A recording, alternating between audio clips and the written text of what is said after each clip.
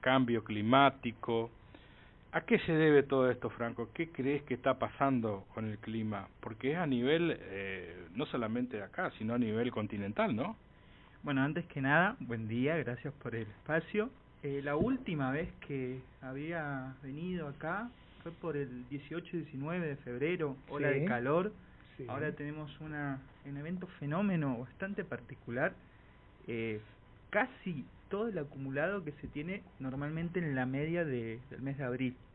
El acumulado normal para nuestra región, para resistencia, es de 165 milímetros.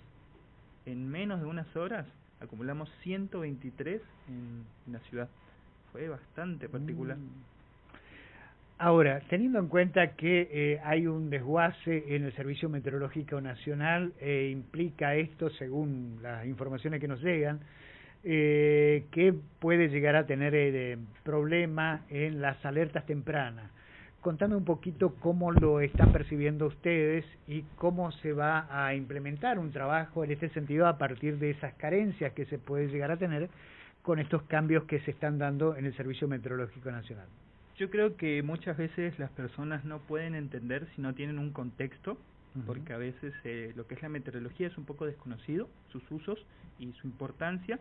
Quiero empezar diciendo, Chaco tiene casi 100.000 kilómetros cuadrados, es casi un país de Europa, es más grande que Suiza, que Holanda, que Irlanda, y nosotros acá en Chaco tenemos 2 estaciones meteorológicas.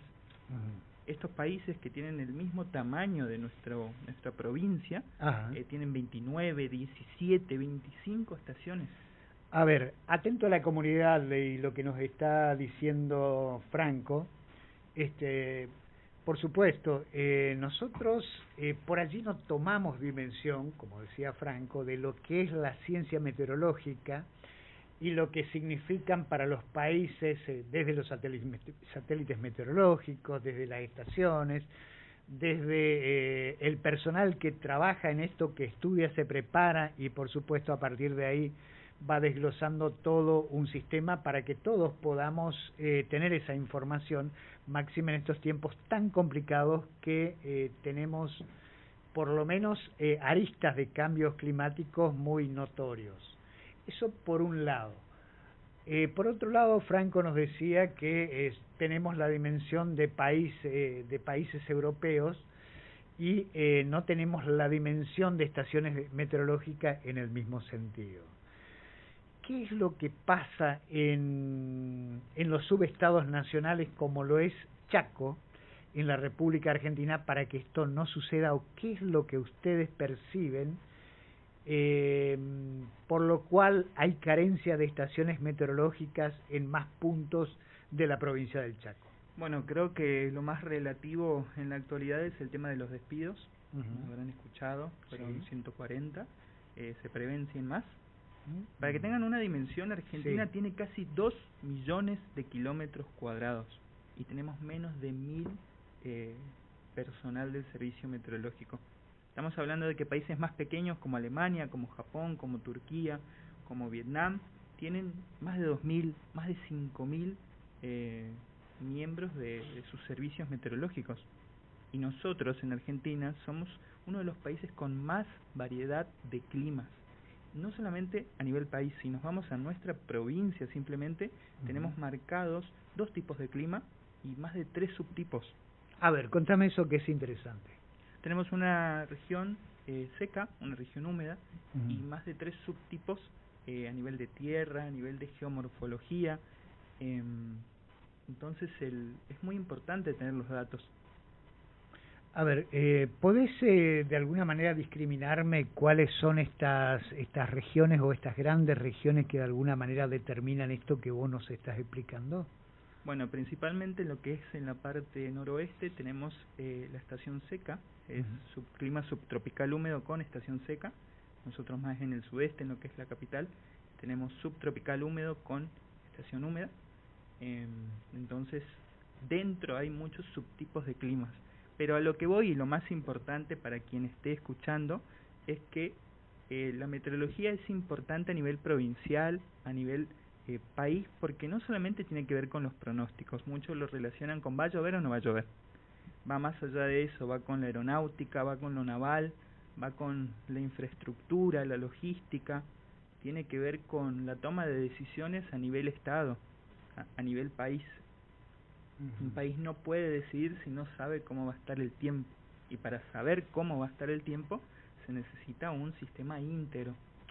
Ahora, ¿esto nos afecta solamente a la actividad primaria o afecta a otro tipo de actividad? Digo, saber el pronóstico del tiempo, saber cómo va a estar el clima, ¿a qué afecta en términos generales? ¿Qué es lo que ustedes perciben? ¿Afecta a la industria? ¿Afecta a la comunidad educativa? ¿Afecta a la sociedad en general? ¿Afecta a los sectores productivos como fábricas, por ejemplo? ¿O hay algo específico que mueve esto? Es holístico. Los datos de la meteorología sirven para tomar decisiones en un montón de contextos, a nivel social, a nivel ambiental, a nivel político. Y bueno, por ejemplo, a nosotros, somos de Chaco, vamos a tener el fenómeno del Niño, habrán escuchado. Entonces, por ejemplo, a nivel social vamos a lo primero, a la persona, a uno le importa a su día a día cómo le puede afectar. Vamos a tener el fenómeno del Niño, es muy probable que a partir de lo que es la primavera, el verano, tengamos ese fenómeno. Y bueno, en Resistencia, por ejemplo, siendo solo a nivel de municipalidad, vamos a sufrir inundaciones, como la que tuvimos la semana pasada, esta semana. Así que estamos esperando grandes lluvias, digamos, para este tiempo.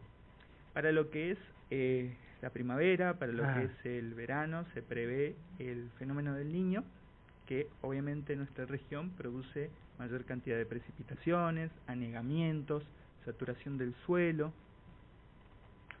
Bien, sabemos que, por ejemplo, en la zona norte de la provincia del Chaco está habiendo inundaciones en la zona del río Bermejito. Esto para que usted, que está del otro lado, le comento, estamos transmitiendo en forma directa por Facebook, por YouTube y también por TikTok. Gracias por estar del otro lado, gracias por escucharnos. Nosotros estamos a unos 1.100 kilómetros al norte de la ciudad de Buenos Aires, para que se sitúen quienes están fuera del país y están tomando esta transmisión. En ese lugar hay un río que se llama Río Bermejito, que parte de la cordillera y termina desembocando en el río Paraguay-Paraná. Entonces toda esa zona en este momento, según las informaciones que tenemos, tienen grandes inundaciones en los campos. Contame un poquito, ¿es zona donde está habiendo mucha precipitación o es simplemente parte de lo que está viniendo de la zona cordillerana, fundamentalmente de las lluvias salteñas y jujeñas? En este caso, lo que sufrimos esta semana, lo que estamos sufriendo, fue un sistema convectivo de mesoescala. En palabras simples, eso es un sistema de tormentas, se acumulan entre sí, tiene diversos factores, sus ingredientes suelen ser la humedad, habrán notado que tuvimos un exceso de humedad, la temperatura, la inestabilidad, y bueno, eso tiene un disparador, que son las zonas de baja presión en la atmósfera, y generan nubes convectivas que se acumulan y nos afectan de forma anómala. Ya de cara a estos días vamos a tener un frente frío, que es distinta la situación y es a lo que usted dice. A ver, se viene el frío, se cambia realmente el clima. ¿Para cuándo se espera aproximadamente un cambio climático? Esa es una buena pregunta. Ajá. Nosotros habrán notado que tenemos un poquito de baja temperatura, un pequeño descenso. Mucha gente piensa que ya vino el frío. No tiene que ver con eso, tiene que ver con la inestabilidad que hemos estado percibiendo por el cambio estacionario. Entonces, al estar más nublado, más cubierto el cielo, no impacta tanto la radiación solar. Entonces no se percibe tanto la temperatura, pero si nos vamos a un frío constante, más o menos 20 grados, un poco menos, a las 5 de la tarde, y hay que esperar hasta lo que es final de mayo, principio de junio. Franco, he visto, y habrás notado últimamente en las redes y en algunos medios, el conflicto entre meteorólogos, ¿no es cierto?, sí, con respecto a las lluvias o a los pronósticos que está habiendo en esta región, graves, ¿no?, porque por un lado había servicios importantes como el Servicio Meteorológico Nacional y algunos servicios meteorólogos que trabajan muy bien en la región, en la zona, porque hay algunos que trabajan muy bien, anunciaban ese cambio que hubo hace poco en la ciudad de Resistencia, en la región, de vientos fuertes, lluvia, vientos realmente muy fuertes que han hecho mucho estrago, y otros meteorólogos que decían que no hay que preocuparse, que eso es mentira, todo un tema ese, ¿no? Porque hay una confusión también, ¿no? A veces el servicio prepara a la gente para acontecimientos importantes y para ahí hay otros que te dicen que no va a pasar. ¿Cómo guiarnos nosotros, los ciudadanos? ¿Cómo guiarnos con esa información? ¿Cómo nos guiamos realmente? Lo más importante es tener siempre en cuenta la página del Servicio Meteorológico Nacional. En Argentina la única fuente fidedigna, válida y oficial es la del Servicio Meteorológico Nacional. El Servicio Meteorológico Nacional emitió una alerta naranja para el día martes. Entonces hay que tener siempre en cuenta las alertas, los avisos respecto al Servicio Meteorológico Nacional. Tiene más de 150 años de experiencia, hay que confiar en su posición. Bien, así que recién para mayo estaremos teniendo realmente un cambio climático. Finales. Bueno, tengan paciencia, por lo menos los que vivimos en esta parte del mundo, tengamos paciencia, digo, porque lógicamente falta un poquito todavía, un tramo para llegar a tener las temperaturas más adecuadas. Claro. Y esto de alguna manera va a repercutir en algunas situaciones no esperadas o poco probables en esta parte del mundo. Particularmente estamos ahora en un periodo de transición, estamos en una etapa neutral, se llama. Vamos direccionándonos poco a poco un niño, así que por ahora lo que es el informe trimestral del Servicio Meteorológico no va a ser un invierno tan frío. Se prevé que haya un 45-55% de probabilidad de una temperatura un poco superior a lo normal. Eso por un lado en la región. Segundo, el tema del niño. Que estemos transicionando hacia dicho fenómeno implica también unas temperaturas un poquito superiores para lo que es el invierno. ¿Esto quiere decir que el próximo verano va a ser un poquito más largo de lo habitual? No, significa que el próximo verano vamos a tener un exceso de humedad, ese calor húmedo, esas sensaciones térmicas altas, no son buenas noticias. Para lo que es la parte productiva a nivel primario, que haya mayores precipitaciones de lo usual es muy bueno. Precipitaciones en las zonas productivas es fantástico siempre que no haya un exceso, no produzca saturación, anegamientos, pero para nosotros que vivimos acá en Resistencia, bueno, es un poquito más complejo. Bien, así que vamos a tener mucha humedad en el próximo verano. Sí. Hay que prepararse, para que llegue el frío va a tardar unos días más. ¿Se esperan lluvia en estos días? Mañana vamos a tener el ingreso de un frente frío. Esto quiero hacer una pequeña aclaración. Cuando se escucha frente frío no significa que venga el frío, solamente es una masa de aire que proviene del sur o que proviene del oeste, impacta con nuestro aire cálido, sirve como una especie de cuña, como una especie de pala que levanta nuestro aire que de por sí es cálido y húmedo, y bueno, genera condensación, tormentas. Se esperan lluvias aisladas para el final del domingo, principio del lunes. Vamos a tener seguramente cielos nublados y bueno, un exceso de humedad que lamentablemente no es muy lindo. A ver, ¿qué otras perspectivas tenemos para las próximas semanas que vos consideres que son notorias? Se prevé, siempre tengan en cuenta que el Servicio Meteorológico Nacional tiene una asertividad los primeros 3 días, luego es tema probabilístico.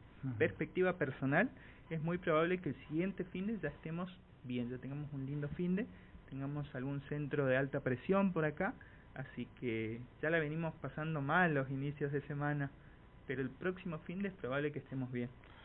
Con respecto al Servicio Meteorológico Nacional que hablaba Franco vos, sí, tenemos que hacer un paréntesis acá y bueno, nosotros nos unimos al reclamo del personal del Servicio Meteorológico y hacerle entender a la gente, a la comunidad, que es uno de los servicios más importantes del mundo. Incluso a nivel mundial sabemos que es un argentino el que lidera el servicio meteorológico para que sepa la gente de qué hablamos, de qué calidad de servicio hablamos, ¿no? Como decís vos, 150 años trabajando, hay gente que trabaja a nivel Brasil, Colombia, argentinos que están en distintos lugares del mundo, incluso en algunos aeropuertos importantes del mundo también están trabajando. O sea, para que sepa la calidad, ¿no? Siempre tenemos buena calidad, tenemos buena gente preparada, porque no es fácil el tema de la meteorología, no es fácil. Así que contanos un poquito brevemente qué es el servicio meteorológico para que la gente sepa, ¿viste? Quiero recalcar algo importantísimo, creo que no mucha gente sabe. Nosotros fuimos el tercer servicio meteorológico de la historia a nivel mundial. Fuimos el primero en el hemisferio sur, el primero en toda Latinoamérica.